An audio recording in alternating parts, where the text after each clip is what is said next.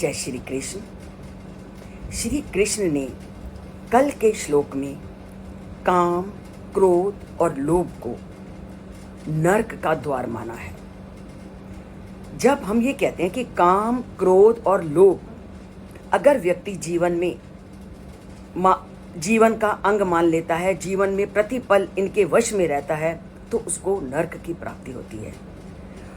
और ये प्रश्न उठना भी स्वाभाविक है कि अगर हम काम, क्रोध और लोभ का त्याग करते हैं तो क्या होता है।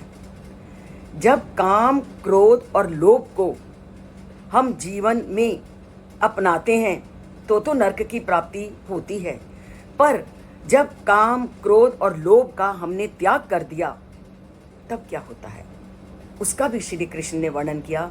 और उसका वर्णन करते हुए वो कहते हैं, एतैर्विमुक्तः कौन्तेय तमो द्वारै स्त्री भी न रहा आचरति आत्मना श्रेयस्ततो याति परमाम गतिम।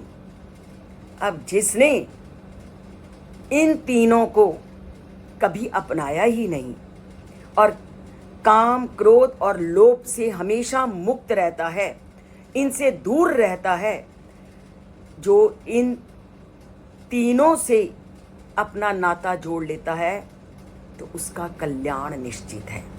वह आचरति आत्मना श्रेया तथा, तो वह अपनी आत्मा के कल्याण के लिए चेष्टा करता है। जब हमारे अंदर बुराई दूर हो गई, हमने ध्यान ही नहीं देना इच्छाओं की तरफ, गुस्सा भी नहीं करना और लोभ अगर नहीं करना, जब हमने लोभ को ही नहीं किया तो अपने आप हमारा मन उस परमात्मा की ओर लगना शुरू हो जाएगा।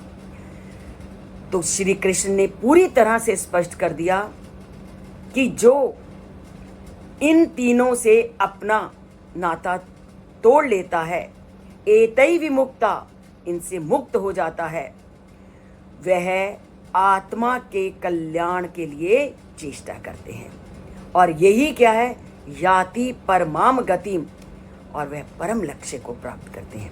हमारा परम लक्ष्य क्या है, उस परम पिता परमात्मा की प्राप्ति। परंतु जैसे ही हम काम, क्रोध और लोभ से घिर जाते हैं तो उस परम पिता परमात्मा से दूर होते जाते हैं। आप देखिए कि जब आप कहते हो मैं रोज श्लोक भेज रही हूँ, रोज वीडियो भेज रही हूँ, तो पहला शब्द ही लोगों के सामने आता है कि मैं वीडियो सुन ही नहीं पाता क्योंकि बहुत काम है मेरे पास, मुझे समय ही नहीं मिलता। तो ये कैसे होता है, ये कौन कहते हैं, जिनके अंदर लोभ या इच्छाओं की भावना होती है। जब हम उन इच्छाओं को पूर्ण करने में लग जाते हैं तो हमारा पहला शब्द जिह्वा पर जो आता है, हमारे पास समय ही नहीं है। और यहाँ मैं एक बात कहूँ कि सारा दिन हम लोगों के हाथ में मोबाइल होता है, सारा दिन हम व्हाट्सएप पे होते हैं। व्हाट्सएप पे जितने भी बातें होती हैं, जितने भी बाकी इच्छाओं वाले और दूसरे चीज़ें होती हैं, उनके लिए कभी हमारा हाथ नहीं रुकता और समय निकालते हैं।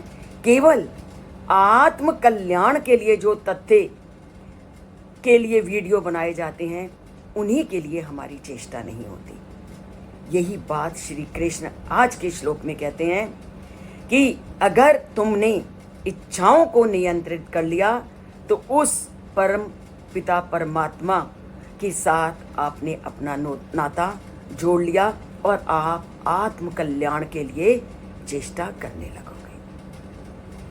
जिस दिन आपने बाकी इच्छाओं से अपना नाता जोड़ना कम कर दिया, अपने आप आपका ध्यान, आपकी रुचि, आपकी इच्छा उस परमात्मा के साथ जुड़नी शुरू हो जाएगी। और फिर आपको जब उस परमात्मा के साथ आपका नाता जुड़ना शुरू हो जाएगा, तो उस समय आपको कोई रोक नहीं सकता। आपको ऐसी उस परमात्मा के साथ नाता जोड़ने में सुखद अनुभूति होगी कि आप अपने आप अपनी इच्छाओं को नियंत्रण करना शुरू कर दोगे। आप अपने आप लोभ से दूर रहना शुरू कर दोगे और आपकी लालसाएं, जो ये भौतिकतावादी लालसाएं हैं, वो अपने आप कम होनी शुरू हो जाएंगी। तथा जो आपकी बुद्धि मोह के प्राकृतिक गुणों से युक्त हो जाती है, वह भी उनसे दूर हो जाएगी और परमात्मा के मार्ग से अपना नाता जोड़ लेगी।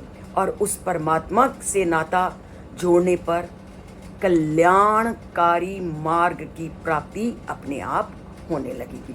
आप कल्याणमय श्रेय युक्त उस मार्ग की ओर अग्रसर होना शुरू हो जाओगे।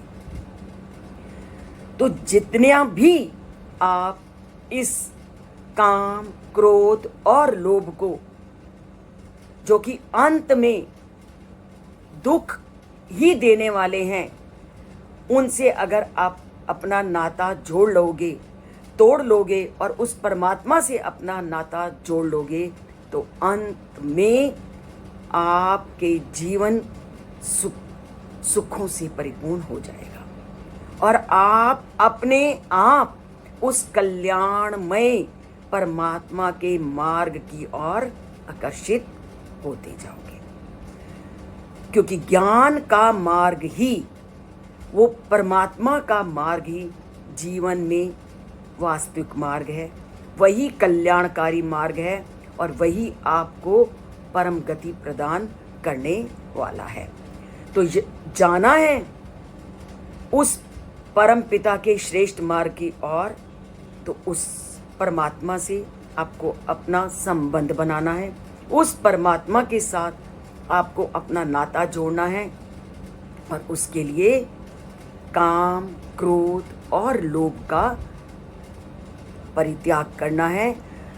और इसके दुष्परिणामों को जानते हुए आपको अपने जीवन को अच्छा बनाने के लिए इस गीता के साथ अपना नाता जोड़ना है।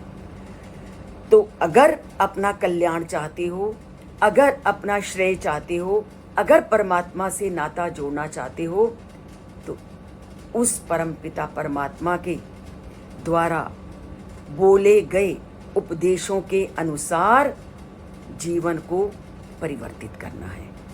तो करते हैं उस परम पिता परमात्मा के निर्देशानुसार अपने जीवन को परिवर्तित और परम गति को प्राप्त करने का प्रयास करते हैं। तो उसके लिए इस चैनल से जुड़िए।